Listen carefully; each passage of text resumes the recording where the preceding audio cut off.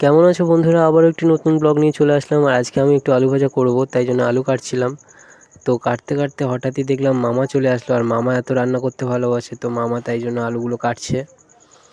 আর এইদিকে আমি একটুখানি ছাগল ঘরে এসেছিলাম, তো এসে দেখছিলাম যে ওরা কি করছে। তো দেখছি ওরা ঠিকই আছে, তো তারপর আমি একটু হেঁটে নিলাম।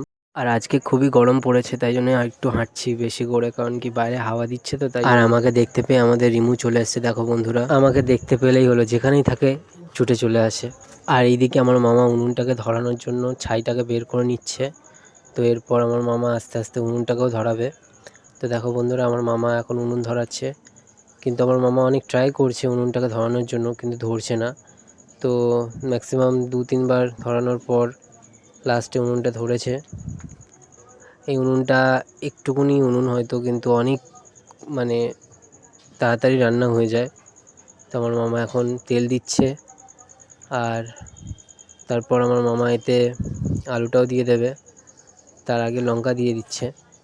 তো এবার আমার মামা এতে আলুটাও দেবে।